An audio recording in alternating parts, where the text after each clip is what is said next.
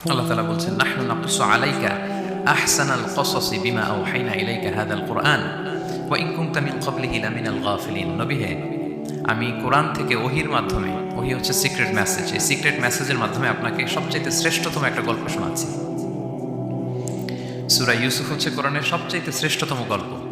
এই পৃথিবীতে যত গল্প হতে পারে, আপনারা রবীন্দ্রনাথ পড়েছেন, আপনারা বঙ্কিমচন্দ্র চট্টোপাধ্যায় পড়েছেন, আপনারা কেউ শেক্সপিয়র পড়েছেন, আপনারা গোটা বিশ্বের বড় বড় সাহিত্যিকদের বই পড়েছেন। যত সাহিত্য হতে পারে, যত স্টোরি হতে পারে, যত গল্প হতে পারে, এমনকি কোরআনের অন্যান্য গল্পগুলোর চেয়েও এটা শ্রেষ্ঠ, অনন্য, অনবদ্য, আনপ্যারালাল। একটা গল্প যে কত নান্দনিক হতে পারে, একটা গল্প কত জীবন্ত হয়ে মানুষের চোখে ধরা পড়তে পারে, সেটা আল্লাহ তাআলা শব্দের, আরবি শব্দের বুননে, ভাষার প্রাঞ্জলতা এই সূরাতে ফুটিয়ে তুলেছেন। এত সুন্দর একটা গল্প। আল্লাহ তাআলা বলছেন আহসানুল কাসাস, মানে সবচাইতে শ্রেষ্ঠ গল্প নবী হে আপনাকে শোনাচ্ছি। গল্পকে আরবিতে বলে কিসসা, এর প্লুরাল হচ্ছে কসাস। তো কিসসা বললেই মনে করবেন না যে এটা খারাপ জিনিস। অনেকে বলে আরে উনি তো কোরআন হাদিস দিয়ে কিছু বলেন না, খালি কিচ্ছা বলে। কিসসা কিন্তু কোরআনে এসেছে, অনেক নবীর কসাস কোরআনে এসেছে। তো সেটা যদি কোরআন থেকে কিচ্ছা হয় বা ঘটনা হয়, স্টোরি টেলিং হয়, দ্যাটস গুড, অ্যাপ্রিশিয়েটেড, রেকমেন্ডেড। তো আল্লাহ গল্প কেন বললেন কোরআনে, এবং শ্রেষ্ঠ গল্প করে আল্লাহ তাআলা স্টেটমেন্ট দিলেন আহসানুল কাসাস, সবচেয়ে শ্রেষ্ঠ গল্প ইউসুফের গল্প। কারণ কি? কারণ গল্প মানুষকে আকৃষ্ট করে। গল্প মানুষকে কি করে? আকৃষ্ট করে। অনেক সময় দেখা যায় যে আমরা যখন তাত্ত্বিক কথা বলি, মানুষ হাই তোলে, কেউ এদিক সেদিক তাকায়, একটু ঝিমুনি ঝিমুনি ভাব। কিন্তু যখন ঘটনা বলি, একটা গল্প যখন শুরু করি, তখন একেবারে নড়ে চড়ে বসে সবাই, মানে কি হইলো দেখি, শেষ পর্যন্ত কোথায় যেয়ে ঠেকে। তো এই জন্য আল্লাহ তাআলা মাঝে মাঝে আমাদেরকে গল্প শুনিয়েছেন। ইহুদিদের কাছ থেকে, মদিনা ইহুদিদের কাছ থেকে একটা প্রশ্ন শিখে আসছিল কুরাইশরা। ওই প্রশ্নটা রাসূল সাল্লাল্লাহু আলাইহি ওয়াসাল্লাম করেছিল যে বনি ইসরাইলের, হে মুহাম্মদ, বনি ইসরাইলের লোকেরা তো থাকতো কানাআনে, মানে প্যালেস্টাইনে। তো বনি ইসরাইল মিশরে আসলো কিভাবে? তুমি যদি সত্য নবী হও বলো। আবার কেউ কেউ বলেছিল যে ইউসুফ আলাইহিস সালাম, ইয়াকুব আলাইহিস সালাম, ওনারা থাকতো প্যালেস্টাইনে, ওনারা মিশরে আসলো কি করে বলো। আবার সাহাবারা মাঝে মাঝে মক্কায় বলতেন, ইয়া রাসূলুল্লাহ, শুধু জান্নাত জাহান্নামের আয়াত, আখিরাতের আয়াত, তাওহীদ শিরকের আয়াত, এগুলো আমাদেরকে বলা হয়, কোনো ঘটনা কোরআনে বলা হয় না কেন? আমাদেরকে যদি একটা ঘটনা শোনাতেন, আমরা ইন্সপায়ার্ড হতাম। এই চাহিদা, এই প্রশ্নগুলোর আলোকে আল্লাহ তাআলা অ্যান্সার হিসেবে সূরা ইউসুফকে নাজিল করেছেন। তাহলে শোনো, আহসানুল কাসাস, একটা গল্প কত মাধুর্যময় হতে পারে শোনো। এবং এর মধ্যে দিয়ে আল্লাহ তাআলা বলেছেন বনি ইসরাইল কিভাবে প্যালেস্টাইন থেকে ইজিপ্টে মাইগ্রেট করলেন। এভাবে অনেক নবীদের ঘটনা আল্লাহ তাআলা কোরআনে আমাদেরকে শুনিয়েছেন। আল্লাহ তাআলা বলছেন রুসুলান ক্বাদ কাসাসনাহুম আলাইকা মিন ক্বাবলু ওয়া রুসুলান লাম নাকসুসহুম আলাইক। অনেক নবীর ঘটনা হে নবী আপনাকে আমি শুনিয়েছি, আবার অনেক নবীর ঘটনা আমি শোনাইনি। তো যেগুলো আমি শুনিয়েছি, এগুলো আবার আপনি আপনার উম্মতদেরকে শোনান। ফাকসুসিল কাসাসা লাআল্লাহুম ইয়াতাফাক্কারুন। আপনি এই কিচ্ছাগুলো, ঘটনাগুলো আপনার উম্মতকে শোনান, যাতে করে তারা চিন্তাশীল হতে পারে। তাহলে এটা হচ্ছে ইন্ট্রোডাক্টরি ডিসকাশন, প্রাথমিক কথা, যে গল্প মানুষকে আকৃষ্ট করতে পারে, এজন্য গল্প মানুষের মনে দাগ কাটে, এবং একটা গল্প কত পাওয়ারফুল হতে পারে, নান্দনিক হতে পারে, এটা এই সূরার মধ্য দিয়ে আল্লাহ তাআলা আমাদেরকে বুঝিয়েছেন। আমরা কিন্তু প্রায় মহামানবদের গল্প শোনাই, সফল মানুষদের গল্প শোনাই। মিডিয়াতে মাঝে মাঝে দেখবেন যে কিছু প্রোগ্রাম করে যে সফল মানুষদের গল্প। তো গল্পগুলো কেন বলে? তাদের সফলতার গল্প শুনলে নিজেরও সফল হতে মনে চায়, মানুষ মোটিভেটেড হয় সফল মানুষের স্টোরি শুনলে। এখানে আপনারা অনেক ব্যবসায়ী আছেন, জীবনের শুরুটা ছিল অনেক কষ্টের, তাই না?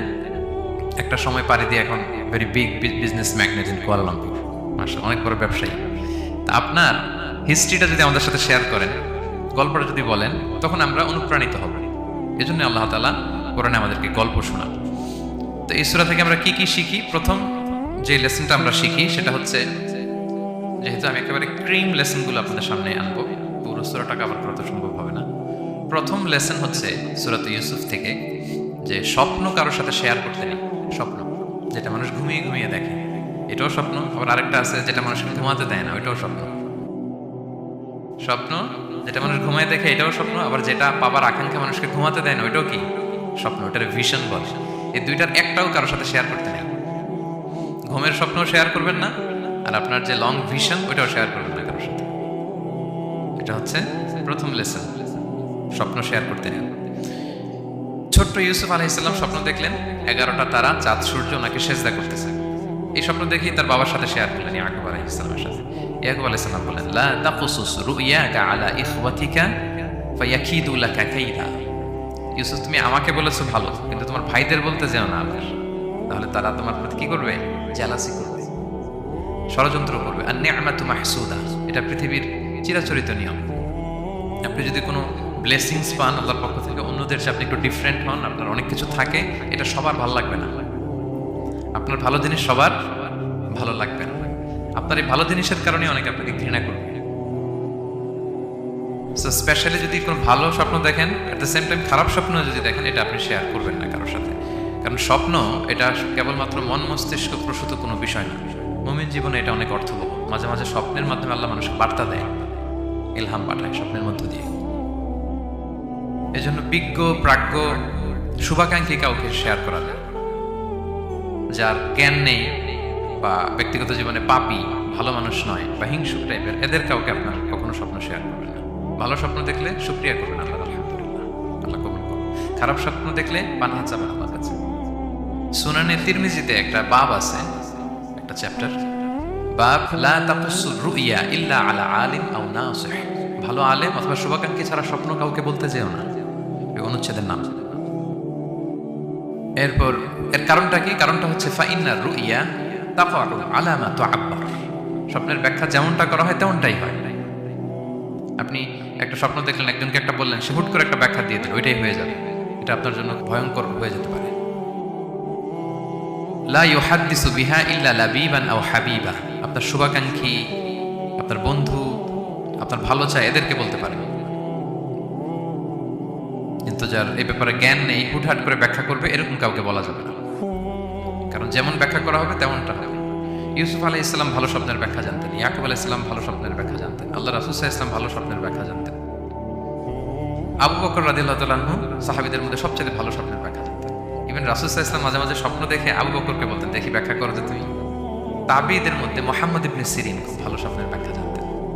এক লোক এসে মুহাম্মদ ইবনে সিরিনকে বলল যে আমি দেখলাম আমার ছেলে পানি খেতে খেতে পেটটা এত বড় হয়ে গেছে। এই একই স্বপ্ন আরেকটা লোক দেখলো, দেখে এক মূর্খের কাছে জিজ্ঞেস করলো। সে বলল, সর্বনাশ, এত বড় পেট হয়ে গেছে, তোমার ছেলে তো মারা যাবে। ঠিকই কদিন পরে ছেলেটা মারা গেল। আর একই স্বপ্ন দেখে এই লোক মুহাম্মদ ইবনে সিরিনকে জিজ্ঞেস করেছেন, উনি বলেছেন যে তোমার ছেলে তো অনেক বড় আলেম হবে। ঠিক তাই হয়েছে, ওই ছেলে অনেক বড় আলেম হয়েছে। তো ফাইন্নার রুইয়া তাকাউ আলা মা তুআব্বার। স্বপ্নের ব্যাখ্যা তেমন হয় যেমন এটার ব্যাখ্যা করা হয়। রাসূল সাল্লাল্লাহু আলাইহি ওয়াসাল্লাম একবার স্বপ্নে দেখলেন যে তিনি, ওনাকে দুধ দেয়া হয়েছে, বাটিতে দুধ খাচ্ছেন, পরে আঙ্গুলের ফাঁক থেকে দুধ বেরোচ্ছে। এই সামান্য একটু দুধ রাসূল সাল্লাল্লাহু আলাইহি ওয়াসাল্লাম উমরে ফারুককে দিলেন। সাহাবারা বললেন, মাযা আউয়ালতা বিহি ইয়া রাসূলুল্লাহ, এটা তাওবিল কি? তখন বললেন, আউয়ালতু বিহি আল ইলম, এটা দিয়ে আমি জ্ঞান বুঝিয়েছি। মানে উমরে ফারুকের আল্লাহ তাআলা অনেক জ্ঞান দিবে। স্বপ্নে কেউ দুধ খাচ্ছেন, এটা আপনার জ্ঞানের প্রতীক। রাসূল সাল্লাল্লাহু আলাইহি ওয়াসাল্লাম স্বপ্নে দেখলেন লোকজন দাঁড়ানো, কারো গায়ের জামা এতটুকু, কারো এতটুকু, কারো হাঁটু পর্যন্ত, আর উমরে ফারুক জামা একেবারে টেনে হিচড়ে যাচ্ছে। তো সাহাবারা বললেন, মাযা আউয়ালতা বিহি ইয়া রাসূলুল্লাহ, এই স্বপ্নের তাওবিল কি, ব্যাখ্যা কি? রাসূল সাল্লাল্লাহু আলাইহি ওয়াসাল্লাম বললেন, আউয়ালতু বিহি আদ-দীন আত-তাকওয়া, এটা দ্বারা আমি দিনদারি বুঝিয়েছি। মানে উমরে ফারুকের দিনদারি অনেক বেশি। স্বপ্নে কেউ ছোট জামা দেখলে তার দিনদারি কমতেছে, এটার একটা আলামত। তো এই জন্য হুট করে স্বপ্নের কথা কাউকে শেয়ার করতে নেই। রাসূল সাল্লাল্লাহু আলাইহি ওয়াসাল্লাম ফজরের সালাতের পরে মসজিদে নববীতে সালাম ফিরিয়ে সাহাবাদের দিকে মুখ ফিরিয়ে বসতেন, তাসবিহ পড়তেন। এরপর জিজ্ঞেস করতেন, হাল রাআ আহাদুম মিনকুম আল বারিহাতা রুইয়া, গত রাতে কেউ কোনো স্বপ্ন টপ্ন দেখেছে নাকি? তো তখন সাহাবারা এই স্বপ্ন বলতেন, রাসূল সাল্লাল্লাহু আলাইহি ওয়াসাল্লাম ব্যাখ্যা করতেন। সুবহানাল্লাহ, কত সৌভাগ্যবান ছিলেন তারা। তাহলে স্বপ্ন বলা যাবে নাকি কাউকে? শুধু মুরাদ ভাই বলবে না, বাকিরা বলবে? স্বপ্ন বলবেন কাউকে? খুবই শুভাকাঙ্ক্ষী, আপনার একেবারে ক্লোজ ফ্রেন্ড, তাকে বলতে পারেন। আর অনেক বড় আলেম যিনি ভালো ব্যাখ্যা করতে পারবেন, আপনাকে গাইড করতে পারবেন, তাকে বলবেন। এছাড়া বলা যাবে না। আর খারাপ স্বপ্ন তো বলাই যাবে না, আল্লাহ তাআলার কাছে পানাহ চাইতে হবে। তাহলে ঘুমিয়ে ঘুমিয়ে যেটা দেখি এটা কারোর কাছে বলা যাবে না। আর যেটা পাওয়ার আকাঙ্ক্ষা মানুষকে ঘুমাতে দেয় না, ওইটাও একটা স্বপ্ন। বলে না যে আমার জীবনের স্বপ্ন আমি এটা করব, এটাও স্বপ্ন। এই ভিশনও শেয়ার করা যাবে না কারোর সাথে। আপনারা তো ব্যবসায়ী মানুষ, টিপস শিখাই দিয়েছি। বিশাল বড় একটা কিছু প্রজেক্ট নিছেন, শুরু করার আগে আপনি বলে ফেলছেন, শেষ, আর এটা হবে না। দেখবেন যে এখান থেকে কনস্পিরেসি, ওইখান থেকে শত্রুতা, ওইদিকে এটা করছে ওইটা করছে, আপনি আর আগাতেই পারবেন না। দুঃখজনক হলেও সত্য, আমরা বাংলাদেশিরা তো এগুলো তো অভ্যস্ত। সবার মধ্যে কম বেশি জেলাসি কাজ করে ন্যাচারালি, আমাদের বাংলাদেশিদের এটা আরো বেশি। আমি আমার প্রায় আলোচনাতে বলি যে আমাদের জাতীয় খেলা হাডুডু হওয়ার কারণ হচ্ছে এই খেলার ধরনটাই এমন, একজন সামনে যেতে চায়, 10 জন পা ধরে পিছনে টানতে চায়। তো একটা গল্প শুনেছিলাম এরকম, যে এক লোক জাহান্নাম ভিজিট করতে গেছে, এক এক দেশের লোকদের জন্য এক এক জাহান্নাম, প্রত্যেক জাহান্নামের উপর একজন রক্ষী ফেরেশতা। তো দেখতেছে যে একটা জাহান্নামের আশেপাশে কোনো রক্ষী ফেরেশতা নেই। তো বললো যে সব সব জাহান্নামের উপরে রক্ষী ফেরেশতা যাতে বেরোতে না পারে কেউ, এই জাহান্নামের কোনো রক্ষী ফেরেশতা নাই। এটা কোন দেশের? বলতেছে এটা বাংলাদেশের জাহান্নাম। কেউ যদি কোনো রকম বেরোইতে চায় বাকিরা টেনে আবার ঢুকায় ফেলবে, বেরোয়া যাবে না এখান থেকে। তো এটা নাকি বাংলাদেশের জাহান্নাম। এটা জাস্ট একটা মজার ছলে গল্প করলাম আর কি। তা আপনি আপনার ভিশন শেয়ার করলে বিপদে পড়ে যাবেন। আপনি প্রপার হোমওয়ার্ক করবেন, গ্রাউন্ড ওয়ার্ক করবেন, কাউন্সিলিং করবেন, প্রজেক্ট দাঁড় করাবেন, লঞ্চিং প্রোগ্রামের দিন সবাইকে জানাবেন। সব রেডি, এবার আর কেউ কিছু করতে পারবে না, দাঁড়ায় গেছে, সব রেডি আমার। লঞ্চিং জাস্ট একটা ফর্মালিটিস, তারপরে আমার কাজ শুরু হবে। কিন্তু আপনি আগেই যদি সবাইকে জানাই ফেলেন, হবে এটা? হবে না। এটা হচ্ছে 1 নম্বর লেসন, স্বপ্ন শেয়ার করতে নেই। এই লেসনটাকে ক্লিয়ার রে ভাই এবং বোনেরা? আচ্ছা, মুভিং অন, 2 নম্বরে চলে যাই। সূরা ইউসুফের 2 নম্বর লেসন হচ্ছে চরিত্র হচ্ছে মানব জীবনের সবচেয়ে দামি সম্পদ, আপনার ক্যারেক্টার। আমরা ছোটবেলায় পড়েছি না যে when money is lost nothing is lost, health is lost something is lost, character is lost, সব শেষ। এটা অনেক দামি সম্পদ। সো এই মোরাল স্ট্যান্ডার্ড বা আপনার এথিক্স, এটাতে কোনো কম্প্রোমাইজ করা যাবে না। চরিত্র শেষ তো সব শেষ। বিশেষ করে যুবক ভাইয়েরা, আপনারা অনেক যুবক আছেন এখানে দেখতে পাচ্ছি। এই চারিত্রিক উন্নত চরিত্র, এটা আল্লাহ তাআলার কাছে অত্যন্ত প্রিয়। এবং যারা চরিত্র হেফাজত করতে চায়, যে যুবক, আল্লাহ তাআলা তাদেরকে সাহায্য করা নিজের জন্য অবধারিত করেছেন, তাকে হেল্প করা, যে নিজের চরিত্র বাঁচাতে চায়।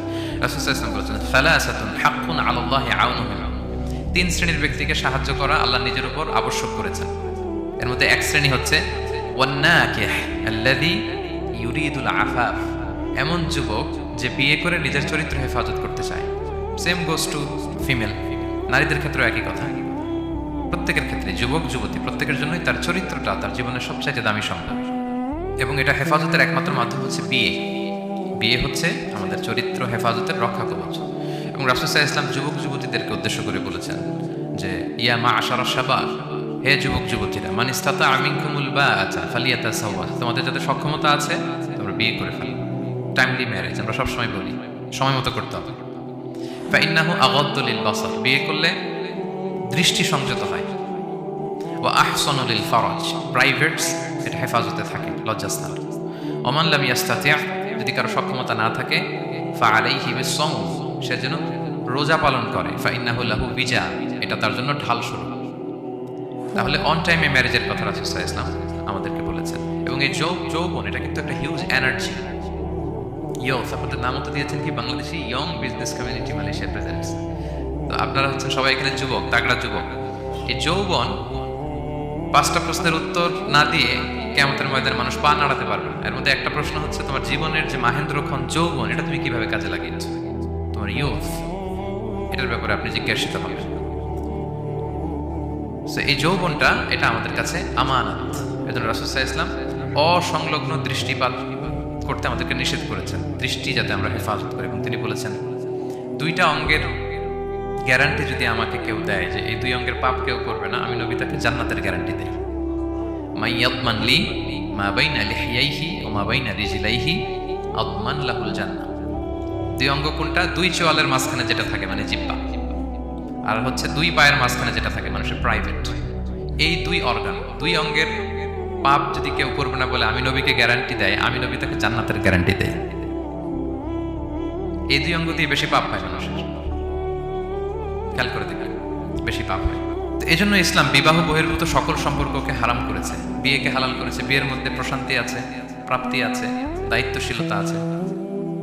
অনেকে বলে যে আমি লিভ টুগেদার করবো, এখানে ইসলামের এত সমস্যা কেন? আমি আমার সূরা নূরের একটা লাইভ সিরিজ করতেছি, ওখানে বিস্তারিত বলেছি যে এখানে অনেক সমস্যা আছে। আপনি এই বাংলাদেশের পার্সপেক্টিভে যদি বলি, ঢাকা মেডিকেলের ডাস্টবিনে প্রায় নবজাতক বাচ্চা পাওয়া যায়, পত্রিকায় আসে, হয় জীবিত নয় মৃত। তো ওই যে বাচ্চাটা যে আপনি প্রাণ নষ্ট করলেন, এই অধিকার কি আমার আছে? নাই। কারো প্রাণ হরণের অধিকার তেমন নেই। আরে বাচ্চাটা যদি জীবিত থাকে, এবার তার লাইফটা দেখেন কিরকম, কত হ্যাসেল। তার কোনো হিস্ট্রি নাই, তার হিস্ট্রি ইজ মিসিং। তার বাবা নাই, তার মা নাই। আমাদের প্রত্যেকের বাবা মা আছে, আমাদের একটা জেনেটিক্যাল ইনহেরিটেন্স আছে। আমার 14 পুরুষের জেনেটিক্যাল অ্যাট্রিবিউটস নিয়ে আমি বড় হয়েছি, আমার হিস্ট্রি আছে, তার হিস্ট্রি মিসিং। আর ইসলাম লিনিয়েজ মানে বংশকে প্রিজার্ভ করাকে খুব গুরুত্ব দেয়, এটা জরুরি। আমি একটা মেয়েকে বিয়ে করবো, ওর বাবাকে দাদাকে না জানলে আমি কিভাবে বুঝবো যে তার হিস্ট্রি কি? একটা ছেলেকে কেউ বিয়ে করবে, তার বাপ দাদা 14 পুরুষ হিস্ট্রি না জানলে তার গ্রাম নাই, তার নাম নাই, তার পরিচয় নাই। তো এই জন্য ব্যাপারটা যত সহজে আমরা বলি যে লিভ টুগেদার করলে অন্যের সমস্যা কি? মিউচুয়াল কনসেন্ট তো আছে, পারস্পরিক সম্মতির ভিত্তিতে রিলেশন হলে সমস্যা কোথায়? এইখানে সমস্যা। লিনিয়েজ প্রিজার্ভ করা যায়, তার রাইটস ভায়োলেট হয়। ছোট্ট ছেলে মেয়েরা তাদের মায়ের আদর পাবে, বাবার আদর পাবে, এটা তার অধিকার না? তো যে ছেলেটা ডাস্টবিনে পড়ে রইল, লেটসে কোনো অরফেন হাউস তাকে নিয়ে আসলো, এতিমখানা, তো সে কি বাবা মায়ের আদরটা পায়? এই ছোট্ট ছেলে নিজের জামা নিজে ধোয়, নিজের কাপড় চোপড় নিজে গোছায়, তার বাবা নাই মা নাই। সে বাইরে বেরোলে দেখে অন্যান্য বাচ্চাদেরকে মা বাবা কত আদর করে, তার হিস্ট্রি সে জানে না। কত বড় অপরাধ আপনি করছেন দেখছেন? এই জন্য বিবাহ বহির্ভূত সকল সম্পর্ককে ইসলাম হারাম ঘোষণা করে। বিয়েকে ইসলাম বৈধ করেছে। প্রশান্তি আছে, দায়িত্বশীলতা আছে, সামাজিকতা আছে, সভ্যতা বিনির্মাণের একটা স্ট্রাকচার্ড সিস্টেম আছে। এজন্য বিয়ে বহির্ভূত সম্পর্ক হারাম। আপনারা জানেন যে সুন্দরী জুলাইখা ইউসুফ আলাইহিসসালামকে পাপের প্রস্তাব দিয়েছিল, নিষিদ্ধ প্রেমের প্রস্তাব দিয়েছিল। 7টা দরজা বন্ধ করে ওয়াগাল্লাকাতিল আবওয়াবা ওয়াকালাত হাইতা লাক, 7 দরজা লক করে বলেছিল এসো। আর তখন ইউসুফ আলাইহিস সালাম যে শব্দটা উচ্চারণ করেছিলেন, এটা গোটা বিশ্বের যুবকদের জন্য একটা মহৌষধ। তিনি বলেছিলেন মাআযাল্লাহ, যেটা আমরা বলে অভ্যস্ত, আমরা বলি নাউযু বিল্লাহ, সেম থিং, একই জিনিস। আল্লাহ আমি তোমার কাছে পানাহ চাই। এরকম ইনবক্সে যদি প্রস্তাব আসে, এরকম মেসেজ যদি আসে, পাপের কোনো হাতছানি যদি আসে, আমরা সাথে সাথে কি বলবো? মাআযাল্লাহ। কি বলবো? মাআযাল্লাহ, আল্লাহ পাপ থেকে আমি বাঁচতে চাই, আল্লাহ আমি পানাহ চাই। এবং পরে ইউসুফ আলাইহিস সালামকে সে বলেছিল তুমি যদি মেনে না নাও তোমাকে জেলে বন্দী করা হবে, জেলেই পাঠানো হবে। তিনি বলেছিলেন ক্বালা রাব্বিস সিজনু আহাব্বু ইলাইয়া মিম্মা ইয়াদউনানি ইলাইহি, আল্লাহ যে পাপের দিকে তারা আমায় ডাকে তার চেয়ে জেলখানা আমার জন্য ভালো। তিনি কারাবরণ করেছিলেন, চরিত্র হেফাজতের জন্য কারাবরণ করেছিলেন। তো এই যে বিশুদ্ধ চিত্ত, এই যে চারিত্রিক দৃঢ়তার আর্কিটাইপ, এই ইউসুফ আলাইহিস সালামের এই গল্প গোটা বিশ্বের সকল নওজওয়ানদের জন্য এটা প্রেরণার বাতিক হবে। এটা আমাদের জন্য লেসন, ইজ আওয়ার আইকন। তো 2 নম্বর পয়েন্টটা ছিল চরিত্র আমাদের জীবনের সবচেয়ে দামি সম্পদ। প্রিয় ভাই বোনেরা, আমরা সব ছাড়লেও আমাদের চরিত্রের জন্য আমরা নষ্ট না করি। এই পয়েন্টটা ক্লিয়ার সবার কাছে? আচ্ছা, মুভিং অন। 3 নম্বর পয়েন্টস হচ্ছে যারা জীবনে সফল হয়, সফল লোকেরা তারা কখনো কোনো অজুহাত দেয় না বা অজুহাত খোঁজে না। সফল লোকেরা দেখবেন যে এক্সকিউজ দেয় না। এক্সকিউজ আমাদের, এটা নাই, এটা হয় নাই, ওইটা হয় নাই, আমার ক্যাপিটাল নাই এজন্য ব্যবসা করতে পারি না, আমার মামা খালু নাই এজন্য চাকরি হয় না, দেশে এই সমস্যা এজন্য আমি দাঁড়াতে পারি না। এগুলো কাদের কথা বলেন তো? ব্যর্থদের কথা। যারা সাকসেসফুল ইন দেয়ার ক্যারিয়ার, জীবনে যারা সফল, এরা কখনো কি দেয় না? এক্সকিউজ দেয় না, অজুহাত দেয় না। They create their own path, they create their own space. তারা তাদের নিজেদের রাস্তা গড়ে নেয়। রাস্তা আপনাকে কেউ করে দিয়ে যাবে না, আপনার রাস্তাটা আপনাকে করতে হবে। তো এই যে অজুহাত দেয় না, সামনে শুধু আগায়, ইউসুফ আলাইহিস সালাম এক্ষেত্রে আমাদের জন্য আদর্শ। আপনি একটু খেয়াল করে দেখেন, এই যে আমাদের মধ্যে এত হতাশা, এটা নাই ওইটা নাই, এত হতাশা, হতাশ হওয়ার মতো কি ছিল না ইউসুফ আলাইহিস সালামের জীবনে? বলেন, হতাশাগ্রস্ত হওয়ার মতো কি ছিল না ওনার জীবনে? সব ছিল। হতাশ হওয়ার জন্য, হাল ছেড়ে দেওয়ার জন্য যা যা দরকার সব ছিল। ছোটবেলায় ভাইদের ষড়যন্ত্র, অনেকে পিটিয়ে মেরে আহত করে কুয়ার মধ্যে ফেলে দেওয়া হয়েছে, অন্ধকার কুয়া, ছোট্ট বাচ্চা। সেখান থেকে এক ক্যারাভ্যান কাফেলা এসে ওনাকে নিয়ে মিশরে বিক্রি করে দিল, দাস কেনাবেচার বাজারে। কৃতদাস উনি, এখন কৃতদাস। আর আমাদের মতো স্বাধীন মুক্ত মানুষ নন, কৃতদাস হিসেবে বিক্রি করে দেওয়া হবে, সার্ভেন্ট। আজিজে মেসরের ওখানে যে উনি কৃতদাস হিসেবে জীবনযাপন শুরু করলেন, নারীর ছলনায় এখানে ফিতনার সম্মুখীন হলেন, কারাবরণ করলেন। হতাশ হওয়ার মতো কি ছিল না বলেন? সব ছিল। উনি তো হাল ছেড়ে দিলে, ইউসুফ আলাইহিস সালামের সবার আগে হাল ছেড়ে দেওয়ার কথা ছিল। কুয়ার মধ্যে যখন পড়ছে, খালাস, আমি শেষ, আমার তো জীবনে আর কোনো আলো নাই। দাস কেনাবেচার বাজার যখন বিক্রি, তখনই তো হাল ছেড়ে দেওয়ার মতো, আমার জীবন তো শেষ, মুক্ত জীবন তো আর নাই। জুলাইখা যখন অত্যাচার করতেছিল, তখনই হাল ছেড়ে দেওয়ার মতো ছিল। জেলখানায় মোর দেন আ ডেকেড, 12 বছর জেলখানায় ছিল, মানে মোর দেন 10 ইয়ার্স, 10 বছরের বেশি। তারপরও তিনি কি করেন নাই? অজুহাত দেয় নাই। ধৈর্যের সাথে, সাহসিকতার সাথে একটার পর একটা পথ পরিক্রমা তিনি পাড়ি দিয়েছেন। এবং দেখেন যে উনি জেলখানার ভেতরে যে পুরো জেলখানার পরিবেশ চেঞ্জ করে ফেলছিলেন আল্লাহ নবী ইউসুফ আলাইহিস সালাম। জেলখানায় কারা যায় বলেন তো দেখি? চোর, ডাকাত, গুন্ডা, বদমাশ, তাই না? তো ওখানে যে উনি দেখলেন যে কারা কর্তৃপক্ষ এই গুন্ডা বদমাশদেরকে নিয়ন্ত্রণে রাখতে হিমশিম খাচ্ছে। আল্লাহ নবী ইউসুফ আলাইহিস সালাম ওনার চারিত্রিক মাধুর্যতা দিয়ে, ওনার পার্সোনালিটি দিয়ে, ওনার আচরণ দিয়ে, সবকিছু দিয়ে সবার মন জয় করে ফেললেন। কয়েক মাসের ব্যবধানে পুরো মিশরের জেলখানা ওনার নিয়ন্ত্রণে। সবার অসুস্থ যারা সেবা শুশ্রূষা করলেন, যাদের কাউন্সেলিং দরকার কাউন্সেলিং করতে লাগলেন। মাঝখানে আবার দুজন কয়েদি স্বপ্ন দেখলো, তারা দেখলো যে এখানে স্বপ্ন বলতে হলে ইউসুফকেই বলতে হবে। ইউসুফ আলাইহিস সালামের কাছে বললো, উনি সুন্দর স্বপ্নের ব্যাখ্যা করলেন। এরপর প্রপার একটা টাইমে দাওয়াতি কাজ শুরু করলেন। তার মানে আপনার রাস্তা যদি একটা বন্ধ হয় আরো 10টা খোলা, ঠিক কিনা? একটা দরজা বন্ধ, আল্লাহ তাআলা আরো অনেকগুলো দরজা খুলে দিবেন। One door is closed, many doors are open. আরদুল্লাহি ওয়াসিআ। দাওয়াতি কাজ আপনি করতে চাইলে অনেক জায়গা খোলা আছে। এবং জেলখানা, কারাবরণ, কোনো কিছু দিয়ে আল্লাহ নবী ইউসুফ আলাইহিস সালামকে দমানো যায় না। দমানো গিয়েছে না। যেন সফলরা এগুলো বলেন, আমি তো কারাবরণ করছিলাম, আমি তো 10 বছর ছিলাম না, আমার তো এই সমস্যা। এগুলো সফল লোকদের কথা না। আপনারা নেলসন ম্যান্ডেলার নাম শুনেছেন? সাউথ আফ্রিকার প্রথম প্রেসিডেন্ট। উনি কত বছর কারাবরণ করেছিলেন জানেন? 27 বছর। 27 বছর উনি জেলখানায় ছিলেন। আজকে ওনার মৃত্যুর এত বছর পরেও কুয়ালালামপুরের এই ইফতার প্রোগ্রামে ওনার কথা আমরা স্মরণ করতেছি। কি সাকসেসফুল না?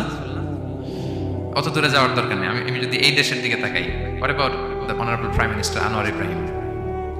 কয় বছর? প্রায় 8 বছর। পরে রয়্যাল পার্ডনে সব মিলাই টিলে 8 বছরের মতো উনি কারাজীবন কাটিয়েছেন। তো সফল হতে কোনো সমস্যা হয়েছে? Now he is the prime minister of Malaysia. সুবহানাল্লাহ। মিশরে যখন আমরা ছিলাম আমরা দেখেছি যে অনেক ইসলামিক মুভমেন্টের বড় বড় নেতৃবৃন্দ, কেউ 15 বছর, কেউ 20 বছর জেলখানায়, দমাতে পারেনি তাদেরকে। সো সফলদেরকে দমানো যায় না। এবং তারা এক্সকিউজ দেয় না, অজুহাত দেয় না, এটার কারণে পারি না, ওটার কারণে পারি নাই। তারা নিজের রাস্তা নিজে তৈরি করে। এই লেসনটা আমরা পেলাম। 4 নাম্বার হচ্ছে বিলিভার্স আর অলওয়েজ অপটিমিস্টিক। বিশ্বাসীরা সবসময় আশাবাদী হয়, অলওয়েজ অপটিমিস্টিক, হাল ছেড়ে দেয় না। মুমিন কখনো হতাশ হয় না, মুমিন কখনো হাল ছেড়ে দেয় না। মুমিন ভরসা রাখে একজনের উপর, তিনি কে? আল্লাহ তাআলার উপর। সবসময় বিশ্বাসীরা তারা ভরসা রাখে। এবং সূরা ইউসুফে এটা শিক্ষা আমরা পাই। ইয়াকুব আলাইহিস সালাম ওনার ছেলেদেরকে বলেছিলেন যে লা তাইয়াসু মির রাউহিল্লাহ ইন্নাহু লা ইয়াইয়াসু মির রাউহিল্লাহি ইল্লাল কওমুল কাফিরুন। তোমরা আল্লাহর রহম থেকে নিরাশ হও না। আল্লাহর রহম থেকে নিরাশ হবে না। আল্লাহর রহম থেকে তারাই নিরাশ হয় যারা অবিশ্বাসী, যারা কাফির। হাল ছেড়ে দেওয়া যাবে না প্রিয় ভাইরা। এবং উনি প্রথমে ওনার ছেলে ইউসুফকে হারালেন, তারপরে বানিয়ামিনকে হারালেন। এরপর অন্যান্য ছেলেরা মিশরে চলে গেল শস্য আনার জন্য। তারপরে উনি আশা ছাড়েন। উনি বলেছেন ফাসাবরুন জামিল, যে কোনো পরিস্থিতিতে আমি ধৈর্য ধারণ করছি। আসাল্লাহু আইয়া আতিয়ানি বিহিম জামিআ, এবং আমি আশাবাদী যে আল্লাহ সবাইকে আমার কাছে ফিরিয়ে দিবেন একদিন। সবাই ওনারা পাগল বলতো, কি বলেন আপনি? বয়সের ভারে নুজ্জ হয়ে আপনি পাগলের মতো বলতেছেন ইউসুফ ইউসুফ ইউসুফ। কোথায় সে ইউসুফ? ওকে তো নেকড়ে খেয়ে ফেলেছে। ইউসুফের ভাইয়ের একটা গল্প সাজিয়েছিল। সন্ধ্যাবেলা এসে বলেছিল, বাবা আমরা তো খুব যত্নবান ছিলাম, কিন্তু নেকড়ে বাঘ তো খেয়ে ফেলেছে ইউসুফকে। তো উনি ইউসুফ আলাইহিস সালামের জামাটা হাতে নিলেন। হাতে নিয়ে দেখে ওরা আবার একটা বকরি জবাই করে এটা রক্ত মাখা নিয়ে আসছিল জামাতে। তো উনি বললেন যে ইউসুফকে কোন নেকড়ে খেলো যে ইউসুফকে খেয়ে ছিন্ন বিচ্ছিন্ন করে ফেললো? আমার ইউসুফের জামার মধ্যে তো কোনো আঁচল লাগলো না, জামার তো ডানে বাই কোথাও ছিঁড়া দেখতে পাচ্ছি না, শুধু রক্ত। এ কেমন নেকড়ে বাঘ? ইউসুফকে খেয়ে ফেললো কিন্তু ইউসুফের জামা ছিঁড়লো না। আপনারা জানেন যে জুলাইখা যখন ইউসুফ আলাইহিস সালামকে জোর করে পেতে যাচ্ছিল, আল্লাহ নবী ইউসুফ আলাইহিস সালাম চরিত্র বাঁচানোর জন্য দৌড় দিলেন ইলা নাহিয়াতিল বাব, দরজার দিকে। আর আল্লাহ তাআলা দরজা খুলে দিতে লাগলেন। 7ম দরজার সামনে এসে জুলাইখা ইউসুফ আলাইহিস সালামকে পেছন থেকে ধরে ফেললেন। ধরে যখন টান দিলেন, পিছনে জামা ছিঁড়ে গেল। সামান্যই জোরাজোরিতে জামা ছিঁড়ে যায়। আর একটা নেকড়ে একটা মানুষকে চিড়ে কুড়ে খাবে, তার জামা ছিঁড়বে না? ছিঁড়বে। ওই জামা দেখে উনি আন্দাজ করে ফেলছেন যে এটা মিথ্যা কথা, আমার ইউসুফকে নেকড়ে বাঘ খায়নি। এই যে অপরাধীরা যখন অপরাধ করে তারা সব আলামত মুছতে পারলো, একটা আলামত বাকি থেকে যায়। কোনো না কোনো আলামত থাকবে যেটা রেশ ধরে সিআইডিরা, ক্রিমিনাল ইনভেস্টিগেশন ডিপার্টমেন্টের লোকেরা তারা অপরাধীকে শনাক্ত করে ফেলে। তো ছোটবেলায় ইউসুফ আলাইহিস সালামকে হারালেন, এরপরে বানিয়ামিনকে হারালেন, এরপরে ছেলেরা গেল শস্য আনতে, কেউ নাই ওনার পাশে। কিন্তু উনি বললেন যে আমি বিশ্বাস করি, আমি আশাবাদী উনি বলেছিলেন, আমি আশাবাদী যে আল্লাহ তাআলা সবাইকে একদিন আমার কাছে ফিরিয়ে দেবেন, এবং তাই হয়েছে। সবাইকে আল্লাহ তাআলা ওনার কাছে এনে দিয়েছিলেন এবং ওনারা সবাই মিশরে চলে গিয়েছিলেন। এক মহা পুনর্মিলন হয়েছিল পিতা পুত্রের সেদিন, দীর্ঘ প্রায় 30-40 বছর পর। তো এই জন্য আমরা সবসময় আশাবাদী থাকবো, optimistic, never be pessimistic, try to B optimistic always. সবসময় আপনি আশাবাদী হবেন। রাসূল সাল্লাল্লাহু আলাইহি ওয়াসাল্লাম সবসময় আশাবাদী থাকতেন। যে কোনো একটা দিকে নেগেটিভিটি থাকবে, পজিটিভিটি থাকবে, আপনি কোনটা নেবেন?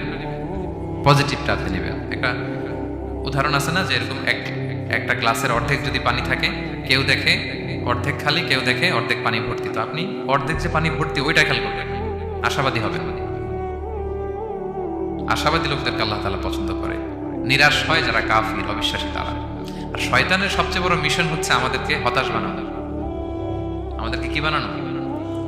সে আমাদেরকে হতাশ বানাইতে পারলে সে সাকসেসফুল। সে আমাদেরকে বোঝাতে থাকে, এত পাপ করেছিস, আল্লাহ কি তোরে মাফ করবে? মনে হয় করবে না। এত পাপ হয়ে গেছে, এত অন্যায় হয়ে গেছে, মনে হয় আল্লাহর পাপ করবে, মাফ করবে না। যা হয়েছে হয়েছে, আরেকটু কর, আরেকটু এনজয় করতে থাকে, আরেকটু গা ভাসায় দেয় পাপের সাগরে। এরকম আপনারে প্রভোগ করতে থাকে সে। আপনাকে আশাবাদী হতে দেয় না যে না, আমি পাপ যতই করি, আমার পাপ যত বড় হোক, আল্লাহর রহমতের দরিয়া তার চাইতে বড়। এটা ভাবতে দেয় না শয়তান আমাদের। বারবার বারবার নিরাশ করতে থাকে। নিরাশ যদি আমাদেরকে করতে পারে, শয়তান সফল। শয়তান সবসময় আমাদেরকে নিরাশ করতে চায়, ভয় দেখায়। তুমি যে এই পাপ করেছো, আল্লাহ তো মাফ করবে না, এত বড় পাপ তো আল্লাহর কাছে ক্ষমা হবে না। সো আমরা যেন আশাবাদী হই, আমরা যেন হতাশার সাগরে ডুবে না যাই, অপটিমিস্টিক যেন হই সম্মানিত ভাইরা। এবং ইউসুফ আলাইহিস সালাম কিন্তু এক্ষেত্রে আমাদের জন্য আদর্শ। তিনি আশাবাদী ছিলেন এবং শেষ পর্যন্ত লড়াই করে গিয়েছেন, নিরাশ হওয়া যায়। এই পয়েন্টটা ক্লিয়ার সবার কাছে? 5 নাম্বার লেসন হচ্ছে, আপনি যদি বড় কোনো কাজ করতে চান, আপনার বড় প্ল্যান লাগবে, যেটাকে আমরা মাস্টার প্ল্যান বলি। বড় কিছু করতে হলে মাস্টার প্ল্যান লাগে এবং আপনার প্রপার ম্যানেজমেন্ট লাগবে। প্ল্যানিং ছাড়া পৃথিবীতে কিছু হয় না। প্ল্যানিং যে কোনো কাজে, যে কোনো ক্যারিয়ারে, যে কোনো প্রফেশনে প্ল্যানিং ছাড়া বড় কোনো কিছু হয় না। আপনি প্ল্যানিং করেন, হার্ড ওয়ার্কিং করেন, সফলতা আপনাতেই এসে ধরা দেবে। এটা পৃথিবীর সুন্নাত। আপনি কাজ করবেন না, প্রচেষ্টা করবেন না, আল্লাহর উপর ভরসা করে রাখবেন, আল্লাহ আপনার বাঁচাবে? বলেন, চেষ্টা করতে হবে। তাওয়াক্কুলের মেকানিজমটা এরকম, আপনি আপনার সর্বোচ্চটুকুন চেষ্টা করবেন, সর্বোচ্চ চেষ্টা করে এরপরে কারোর উপর ভরসা করবেন? আল্লাহ তাআলার উপর। আপনারা কি জানেন, বিষ্ণু সাল্লাল্লাহু আলাইহি ওয়াসাল্লাম যেদিন হিজরত করেছিলেন, ওই দিন বিশ্বনবী মানে কতভাবে নিজেকে আড়াল রাখার চেষ্টা করেছিলেন। বিষ্ণু সাল্লাল্লাহু আলাইহি ওয়াসাল্লাম মাস্ক পরতেন না, কখনো মুখ খোলা থাকতো। ওই দিন মাস্ক করেছিলেন, মানে কাপড় দিয়ে মুখটা ঢেকে। আল্লাহ যখন বললেন আজ রাতে হিজরত হবে, রাসূল সাল্লাল্লাহু আলাইহি ওয়াসাল্লাম দুপুরবেলা বেরোলেন আবু বকরকে জানানোর জন্য। তিনি দুপুরবেলাও কখনো বেরোতেন না। ওয়াক্তাল কাইলুলা, এটা রাসূল সাল্লাল্লাহু আলাইহি ওয়াসাল্লামের বিশ্রামের সময় ছিল। বা'দা যাহিরা, যোহরের পরে বিশ্রাম নিতেন। প্রচন্ড গরম, আরব দেশের লোকেরা বেরোতো না তখন, রাসূল সাল্লাল্লাহু আলাইহি ওয়াসাল্লাম বেরোতেন না। ওই দিন তিনি ওই টাইমে বেরোলেন, যাতে কেউ না দেখে, নাম্বার 1। নাম্বার 2, উনি সবসময় খোলা মুখে বেরোন। ওই দিন তিনি মুখ ঢেকে বেরোলেন, যাতে দূর থেকে কেউ দেখলেও একটা গ্ল্যান্সে টের না পায় এটা মুহাম্মদ। নাম্বার 3, আবু বকর রাদিয়াল্লাহু তাআলার কাছে যেয়ে বলেন, আবু বকর, যারা ঘরে আছে একটু বের করো। খুব কনফিডেন্সিয়াল একটা কথা। আবু বকর বললেন, ইয়া রাসূলুল্লাহ, এটা তো আপনার পরিবার, মানে বিয়ে হয়ে গেছে অলরেডি আয়েশা রাদিয়াল্লাহু তাআলার সাথে, এখনো সংসার হয়নি, আপনার পরিবার, তারপর আসমা, এরা। বলছে আচ্ছা তাহলে ঠিক আছে। আবু বকর বললেন, ইয়া রাসূলুল্লাহ বলেন। আল্লাহ রাসূল বললেন, আল্লাইলা, সংক্ষেপে, মেসেজ কিন্তু সংক্ষেপে দিতে হয়। বললেন আল্লাইলা, আজ রাতে।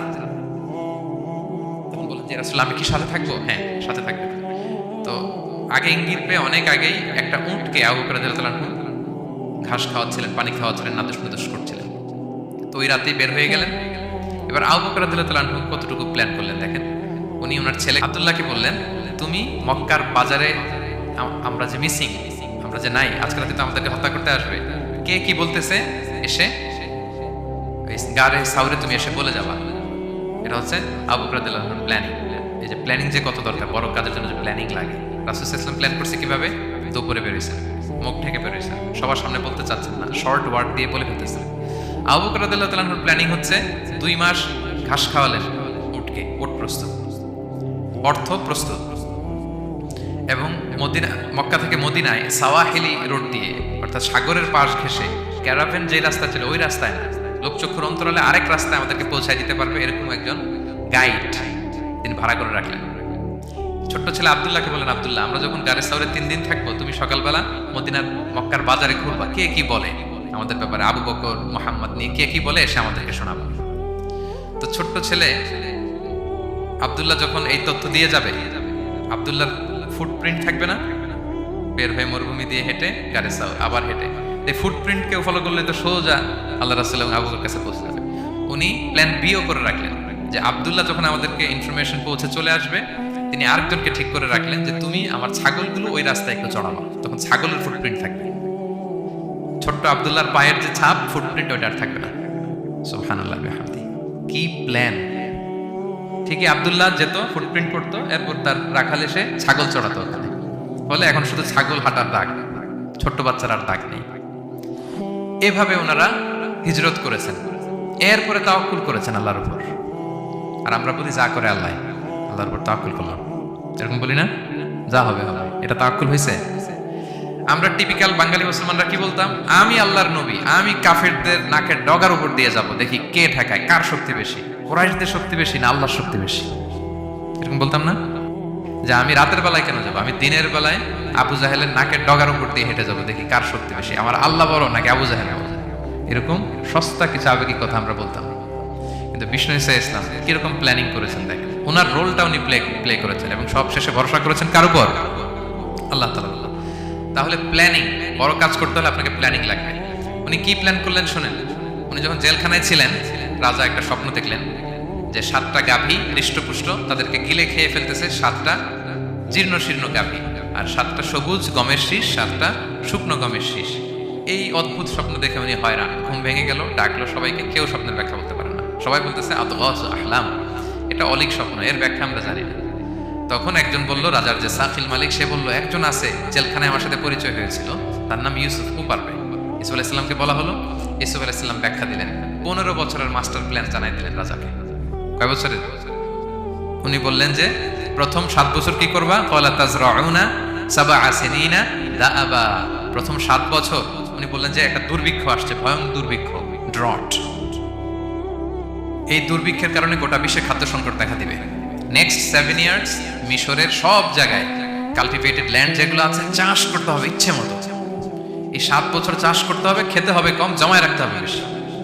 এরপরের 7 বছরে কোনো বৃষ্টি হবে না, মারাত্মক দুর্ভিক্ষ, মাটি ফেটে চৌচির, পানি নাই কোথাও। ওই জমিয়ে রাখা প্রথম 7 বছরের খাবার দিয়ে পরের 7 বছর আপনাদেরকে ট্যাকেল দিতে হবে। এরপরে 7-7-14 শেষে 15তম বছরে প্রচন্ড বৃষ্টি হবে, সুজলা সুফলা, শস্য শ্যামলা হয়ে যাবে মিশরের অলি গলি সবকিছু। তাহলে প্ল্যান করলেন, মাস্টার প্ল্যান করলেন কয় বছরের? 15 বছর। রাজা শুনে তো অবাক, বলতেছে সর্বনাশ, এই লোক কোথায় ছিল? নিয়ে আসতে চাইলেন, উনি বললেন না, আমি বেরোবো না, আমাকে মিথ্যা অপবাদ দিয়ে কারাবরণ দেওয়া হয়েছিল, আগে এটা সেটেল করানো। এটা সেটেল করা হলো, গোটা মিশরবাসী জানলো, বিনা অপরাধে কারাবরণ। এরপর উনি বেরোয় আসলেন। সাথে সাথে রাজা বলল, আপনাকে আমি আমার একবার কাছের লোক, ব্যক্তিগত সহকারী বানাবো। উনি বললেন না, ইন্নী হাফিজুন আমিন, আমি হচ্ছি হাফিজ, যে কোনো জিনিস ভালো প্রিজার্ভ করতে পারি। এই যে আলনি আল্লাহ খাজাইনিল আরদ, আপনি আমাকে ফিনান্স মিনিস্টার বানান। তার মানে অনেক সময় নিজের ঢোল নিজের পেটাতে হয়। যখন দেখবেন যে না, আশেপাশে যেগুলো আছে এগুলো সব হচ্ছে বোকা শোকা, এরা দায়িত্ব নিলে শেষ করে ফেলবে, ওই ক্ষেত্রে নিজের ঢোল নিজে পেটানো জায়েজ। তো ইউসুফ আলাইহিস সালাম দেখলেন যে আমি যদি এটার রেসপন্সিবিলিটি নেই, তাহলে এই মাস্টার প্ল্যান আমি বাস্তবায়ন করতে পারবো। উনি বললেন, আমাকে ফিনান্স মিনিস্টার অফ ইজিপ্ট বানান, অর্থ মন্ত্রণালয়ের দায়িত্ব দেন। দেয়া হলো ওনাকে, এবং রাজাও দেরি করলেন না, মুহূর্তের মধ্যে ফিনান্স মিনিস্টারের দায়িত্ব দিয়ে দিলেন। এটাকে বলে ম্যারিটোক্রেসি। ইংরেজিতে কি বলে? ম্যারিটোক্রেসি, মানে পদ দেওয়া হবে ম্যারিটের ভিত্তিতে। সিঙ্গাপুরের 3টা বা 4টা ন্যাশনাল পলিসির মধ্যে একটা হচ্ছে ম্যারিটোক্রেসি। তারা এত আগায় যায় কেন? ছোট্ট সিঙ্গাপুর আগায় যাচ্ছে এত। তারা ওই জহুর বারু থেকে পানি নিয়ে ওইটারে প্রসেসিং করে ড্রিঙ্কিং ওয়াটার বানায়, আবার জহুর বারুর কাছে ড্রিঙ্কিং ওয়াটারের বোতল বিক্রি করে। পানি নিয়েছিল কোত্থেকে? জহুর বারু থেকে। জহুর বারু থেকে নিয়ে রিফাইন করে মিনারেল ওয়াটার এবং ড্রিঙ্কিং ওয়াটার 2 ধরনের বোতলজাত করে ওদের কাছে 3 ডবল দামে বিক্রি করে। This is called merit. আর সিঙ্গাপুরের রাষ্ট্রীয় পলিসির মধ্যে একটা হচ্ছে ম্যারিটোক্রেসি, মানে মেরিটের ভিত্তিতে পদ পাবে। এখানে চাচা মামা খালুর ফোন কলে কাজ হবে না, এখানে দলীয় কোনো কিছুর কাজ হবে না। এজন্য এরা হু হু করে আগাচ্ছে শুধু সামনের দিকে। এই ম্যারিটোক্রেসির ফর্মুলা ফলো করেছিলেন দ্য কিং অফ ইজিপ্ট। তিনি দেখলেন যে এক কারাগারে ছিল, কয়েদি ছিল, that's not a big deal. সে যে মাস্টার প্ল্যান দিয়েছে, আমার ইজিপ্টকে বাঁচাতে হলে একে লাগবে আমার, মুহূর্তের মধ্যে ফিনান্স মিনিস্টার। অবাক করা কাহিনী। 12 বছর জেল খাটা লোক বেরোয় finance minister. This is called meritocracy. তারপর আল্লাহ নবী ইউসুফ আলাইহিস সালাম এভাবে বাস্তবায়ন করলেন। তো এই জন্য আমাদেরকে বড় প্ল্যানিং করতে হবে এবং রিসোর্স ম্যানেজমেন্ট জানতে হবে। আমার অনেক কিছু আছে কিন্তু আমি এটাকে ম্যানেজ করতে জানি না, আপনি সফল হতে পারবেন না। আপনার অ্যাসেট আছে, টাকা আছে, নলেজ আছে, কিন্তু আপনি ম্যানেজ করতে জানেন না। আপনার ম্যানেজমেন্ট না থাকলে সফলতা আসবে না, বিশেষ করে যখন এটা গভর্নমেন্ট রিসোর্সের ব্যাপার আসে। গভর্নমেন্ট রিসোর্সকে এটা চমৎকারভাবে ম্যানেজ করতে হয়। আপনারা কি জানেন পৃথিবীতে ডেইরি প্রোডাক্টের জন্য কোন দেশ সবচেয়ে বিখ্যাত? ডেইরি, হ্যাঁ, নিউজিল্যান্ড। আর এখানে অস্ট্রেলিয়া। এখানে ডাচ লেডি একটা দুধ আছে, খান আপনারা? ডাচ লেডি কোন দেশের? নেদারল্যান্ডে বা হল্যান্ডের। হল্যান্ডে যেই পরিমাণে গরু আছে, ইথিওপিয়াতে তার 5 গুণ বেশি গরু আছে। আফ্রিকান একটা কান্ট্রি আছে ইথিওপিয়া, হল্যান্ডের 5 গুণ বেশি গরু তাদের দেশে। কিন্তু পৃথিবীতে ডেইরি ফ্যাক্টরিতে হল্যান্ড আগানো ইথিওপিয়ার চেয়ে 10 গুণ বেশি আগানো। কারণ ওদের গরু বেশি কিন্তু ম্যানেজমেন্ট নেই। কিভাবে ডেইরি প্রোডাক্ট ওরা বের করবে, এই রিসোর্স ম্যানেজমেন্টটা জরুরি। আমাদের বাংলাদেশে আল্লাহ তাআলা অনেক রিসোর্স দিয়েছেন, এটার ম্যানেজমেন্ট নেই। আমাদের এই যে Cox's Bazar the longest sea beach, অনেককে বললে চিনেও না। আমি অনেক জায়গায় বলেছি যে গর্ব করে যে আমাদের তো লংগেস্ট সি বিচ, জানো কোথায় আবার এটা লংগেস্ট সি বিচ? চিনেই না কক্সবাজারকে। কিন্তু আমাদের ট্যুরিজম মিনিস্ট্রি কিন্তু এই রিসোর্সগুলোকে ম্যানেজ করে গোটা বিশ্বের ট্যুরিস্টদেরকে অ্যাট্রাক্ট করতে পারতো না। ম্যানেজমেন্টের দুর্বলতা। আমাদের সিলেটে যে হিল ট্রাক্টস এরিয়া, পাহাড়ি এরিয়া, চা বাগান, এটা অনেক বড় ট্যুরিস্ট অ্যাট্রাকশন হতে পারতো। আমাদের বান্দরবানে একবার একটা ক্যাবেল কার বানাইছিল, এটা কয়েক সপ্তাহের মধ্যে ছিঁড়ে পড়ছে। এই ঘটনা শুনলে বিদেশিরা তো দূরের কথা, আপনি উঠবেন ওটাতে আপনার বাচ্চা কাচ্চা নিয়ে? আমরা তো গেন্টিং হাইল্যান্ডে গেলেই কেবল কারে উঠি। লাঙ্কাবিতে গেলে এই যে স্কাই কেবল আমরা উঠি না, কি পাওয়ারফুল ক্যাবেল দিয়ে এত সুন্দর ম্যানেজমেন্ট, এত সুন্দর সেফটি সিকিউরিটি দিয়ে ওরা এটাকে ম্যানেজ করেছে, গোটা বিশ্বের ট্যুরিস্টদেরকে আকৃষ্ট করতেছে। ওটার উপরে উঠলে আন্দামান দ্বীপপুঞ্জগুলো দেখা যায়। আপনারা যাবেন লাঙ্কাবির এই কেবল কারে, মালয়েশিয়ার সবচেয়ে উঁচু কেবল কার, স্কাই কেবল ব্রিজ আছে একটা। তো এই যে আমাদেরকে আকৃষ্ট করে এগুলো, কারণ they know how to manage their resources. Government লেভেলে এই রিসোর্স ম্যানেজমেন্টটা জরুরি, যেটা আল্লাহ নবী ইউসুফ আলাইহিস সালাম আমাদের চোখে আঙ্গুল দিয়ে দেখিয়েছেন। প্ল্যানিং লাগবে, মাস্টার প্ল্যানিং লাগবে, গ্রাউন্ড ওয়ার্ক লাগবে, এরপরে আপনি কাজে নামবেন। যে কোনো বড় কাজ করার আগে, যেহেতু আপনারা ব্যবসায়ী, তো আমি তো ব্যবসা বুঝি না, একটু শেয়ার করতেছি আর কি আপনাদের সাথে, যদি কাজে লাগে। যে কোনো বড় প্রজেক্ট করার আগে শর্ট অ্যানালাইসিস করতে হয়। নাম শুনেছেন আপনারা? হ্যাঁ, শর্ট নাম শুনেছেন? আজকে শুনে যান। SWOT, শর্ট অ্যানালাইসিস করতে হয়। S for strength, W for weakness, O for opportunities, T for threats. আপনি একটা বড় কাজ করার আগে শর্ট অ্যানালাইসিস করতে হয় যে আমার এই কাজের স্ট্রেংথ কতটুকু আছে, আমার উইকনেস কি কি আছে, কি কি সমস্যা হতে পারে, এরপর অপরচুনিটিস কি কি থাকতে পারে, তারপর এই কাজ আমি দাঁড় করালে, প্রজেক্ট দাঁড় করলে কি কি থ্রেট আমাকে এখানে বাধাগ্রস্ত করতে পারে। এই গ্রাউন্ড ওয়ার্ক করার পরে এরপর আপনি বড় মাস্টার প্ল্যান নিয়ে আপনার প্রজেক্ট শুরু করবেন। প্ল্যানিং বড় প্রজেক্টের জন্য অনেক জরুরি, এবং রিসোর্স ম্যানেজমেন্ট, বিশেষ করে গভর্নমেন্ট রিসোর্সের ক্ষেত্রে এটা খুবই জরুরি। এবং আল্লাহ নবী ইউসুফ আলাইহিস সালামের জীবনী থেকে এই লেসন কিন্তু আমরা পাই। এই পয়েন্টটা কি ক্লিয়ার সবার কাছে? 5 নাম্বার পয়েন্ট একটু কঠিন হয়ে গেল নাকি? ক্লিয়ার? 6 নাম্বার পয়েন্ট হচ্ছে এ দাঈ ইজ অ্যান অপরচুনিটি সিকার। আল্লাহ নবী ইউসুফ আলাইহিস সালামের জীবনী থেকে আমরা শিখতে পারি যে একজন দাঈ হচ্ছে সুযোগ সন্ধানী, পজিটিভ অর্থে আর কি। যখন প্রপার টাইমিংটা হবে তখন সে দাওয়া দিবে, তখন সে তার মেসেজটা ড্রপ করবে, তখন সে তার বার্তাটা দিবে। কিন্তু এটা আমাদের দেশে খুবই ল্যাকিং। আমাদের দায়ীরা দেখা যায় যে মানে খুবই অসহনশীল। সহনশীলতা আমাদের দায়ীদের মধ্যে বাংলাদেশে কম। মাইক্রোফোন পেলেই ও কাফের, ও জাহান্নামী, ও বাতিল, সবাইরে জাহান্নামে পাঠায়, উনি একাই জান্নাতে যেতে চায়। তো সবাই একসাথে গেলে আরো মজা হইতো না বেশি? কি বলেন? হ্যাঁ, এখানে আপনারা কেউ নাই, আমি একা আসছি, ঘুরতেছি, খাচ্ছি, এটা কি ভালো লাগবে আমার? এই যে আপনারা সবাই আসতেছেন, গেট টুগেদার হচ্ছে, এটাই না আনন্দ। তো সবাইরে জাহান্নামে পাঠাই, আমি একা জান্নাতে গেলে এটা মজা হবে? এটা বুঝাবে কে ওনাদের? কথায় কথায় সে বাতিল, সে কাফির, সে গোমরা, আর উনি একাই শুধু ভালো। এটা দাঈর বৈশিষ্ট্য নয়। আরব শায়েখরা বলেন যে নাহনু দুআত লাসনা কুদাত, আমরা দাঈ, আমরা জাজ নই। আমাদের দায়ীরা দায়ীর চেয়েও জাজ হতে চায় বেশি, খুব জাজমেন্টাল, আমরা খুব বেশি অ্যাটাকিং কথা বলি, আমরা অন্যকে নাকচ করে দেই, বাতিল করে দেই। এটা দায়ীর কাজ নয়। দায়ীর কাজ শুধু পৌঁছে দেওয়া। দায়ীর কাজ কি? ওমা আলাইনা ইল্লাল বালাগ, ওমা আলা রাসূলি ইল্লাল বালাগুল মুবিন, লাস্তা আলাইহিম বিমুসাইতির নবী আপনাকে দারোগা বানিয়ে পাঠায় না, আপনি পিছনে পিছনে ঘুরবেন। ফালা আল্লাকা বাখিউন আলা নাফসিকা আলা আসারিহিম ইল্লাম ইউমিনু বিহাদাল হাদিসে আসাফা। মানে নবী আপনি তো পাগল হয়ে যাবেন ওদের পিছনে ঘুরতে ঘুরতে, ওরা ঈমান আনে না কেন, ওরা জান্নাতি হবে না কেন, এত পেরেশান তো হওয়ার দরকার নেই। আপনার কাজ শুধু পৌঁছে দেওয়া। হেদায়েত দেয়া না দেয়ার মালিক কে? আল্লাহ। ইন্নাকা লা তাহদি মান আহবাবতা ওয়ালাকিন্নাল্লাহা ইয়াহদি মান ইয়াশা। নবী আপনি যাকে চান হেদায়েত দিতে পারবেন না। আপন চাচা আবু তালেব এত ভালোবাসতো রাসূল সাল্লাল্লাহু আলাইহি ওয়াসাল্লামকে, ফিনান্সিয়াল সাপোর্ট, পলিটিক্যাল সাপোর্ট সব দিয়েছেন। রাসূল ভালোবাসতেন ওনাকে। মৃত্যু সজ্জায় শুয়ে আছে, চাচা একবার বলেন আশহাদু আল্লা ইলাহা ইল্লাল্লাহ ওয়া আশহাদু আন্না মুহাম্মাদুর রাসূলুল্লাহ, আমি বাকিটা আল্লাহর সাথে বুঝবো। উনি সবশেষে বললেন আলা মিল্লাতি আব্দুল মুত্তালিব, আমি আব্দুল মুত্তালিবের শিরকি বিশ্বাসের উপর শেষ নিঃশ্বাস ত্যাগ করলাম। তো রাসূল সাল্লাল্লাহু আলাইহি ওয়াসাল্লাম চাইলেও দিতে পারে? পারে না। তা আপনি দাঁড়িয়ে আপনি এরকম জাজমেন্টাল কেন হবেন? আপনি এরকম অন্যকে নাকচ কেন করবেন? আপনার কাছে শুধু পৌঁছে দাও। আমাদের কাজ কি? একজন দাঁড়ি মোটেও জাজমেন্টাল হবে না, তিনি শুধু পৌঁছে দিবেন এবং প্রপার টাইমিং এর অপেক্ষায় থাকবেন। ইউসুফ আলাইহিস সালাম জেলখানায় ঢুকেই লা ইলাহার দাওয়াত দেননি, আগে সবার মাঝে নিজের একটা শক্ত অবস্থান নিশ্চিত করেছেন। যখন দেখলেন যে না কেউ বিপদে পড়লে ওনার কাছে আসে, পরামর্শ চাইলে ওনার কাছে আসে, উনি ভাবলেন এই তো আমার টাইম। এরপর উনি শুরু করলেন তাওহীদের কথাকে, শিরকে উচ্ছেদ করে তাওহীদ প্রতিষ্ঠার কথা এত সুন্দর আপনি সূরা ইউসুফের মধ্যে যেভাবে পাবেন অন্য কোথাও এরকম পাবেন না। অনেক সুন্দর করে এখানে তিনি দাওয়াত দিয়েছেন। তো দায়ীর কাজ হচ্ছে প্রপার টাইমিংটা করা। একজন দায়ী সবার সাথে মিশবে, দল মত নির্বিশেষে, গোটা বিশ্ব তার দাওয়াতি প্ল্যাটফর্ম। সে অনলাইনে, সে অফলাইনে, সে ক্যামেরার সামনে, সে কিবোর্ডে, সে মুসলিমের কাছে অমুসলিমের কাছে, সবার কাছে আপনি মিশবেন। অনেক অমুসলিমরা আমাদের কথা শুনে, অনেক হিন্দু ভাইরা কথা শুনে, অনেক বৌদ্ধরা কথা শুনে, অনেক নাস্তিকরা কথা শুনে, হিজ মাই অডিয়েন্স। অনেক গুন্ডা মাস্তান আমাদের কথা শুনে, আপনি ওদের সাথে বসবেন। হাফ প্যান্ট করে বসছে, গলায় স্বর্ণের চেইন, মদের গ্লাস নিয়ে বসছে, বসেন আপনি। দেখেন না এবিটলিও কি সুন্দর করে চলে যায়, সুন্দর করে। যে উনি আমাকে বলতেছে যে শায়েখ আমি যে অনেক মেয়েদের সাথে বসি টসি, আমি কিন্তু মনে মনে শুধু আস্তাগফিরুল্লাহ পড়ি। আমাকে বলতেছে শায়েখে যে আপনি দেখছেন ইন্দোনেশিয়া দেখেন, সেখানে আমি চলে যাই বিভিন্ন মতের বারে, এখানে সেখানে, আমি কিন্তু মনে মনে আস্তাগফিরুল্লাহ পড়ি। তার মানে তার চিন্তা চেতনা কত সুন্দর দেখেন। যে ওখানে তো যাইতে হবে আমাদের, পাপের জায়গায় আড্ডাখানায় না গেলে আপনি দাওয়াতটা দিবেন কোথায়?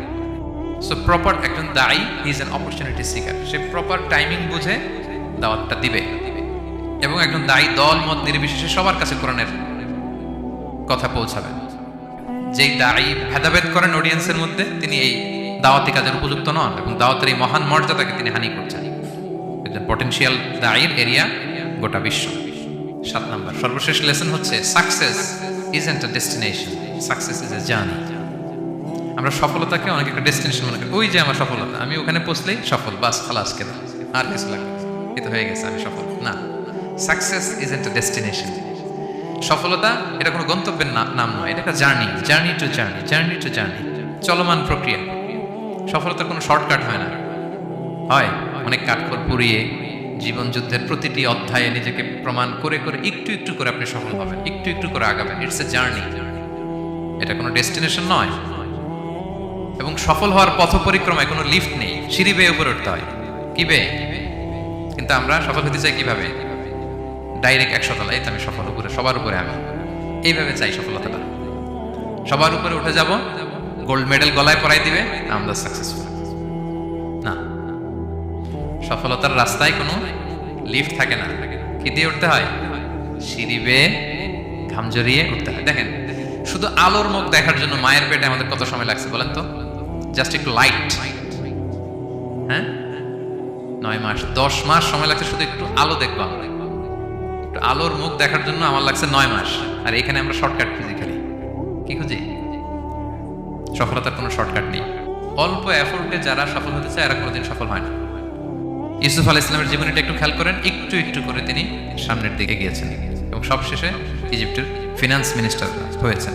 এজন্য ধৈর্য ধারণ করতে হবে, নিজের সর্বোচ্চটুকু উজাড় করে দিয়ে আপনার রোলটা আপনি প্লে করবেন, এরপর আল্লাহ তাআলার উপর ভরসা রাখবেন। কিন্তু অনেক চেষ্টার পরেও যদি কাঙ্ক্ষিত সফলতা না পান, হতাশ হওয়ার কিছু নাই। কারণ বিশ্বাসীর সফলতা শুধু দুনিয়াতে না, বিশ্বাসীদের সফলতা আখিরাত পর্যন্ত বিস্তৃত। ওইটা আসল সফলতা।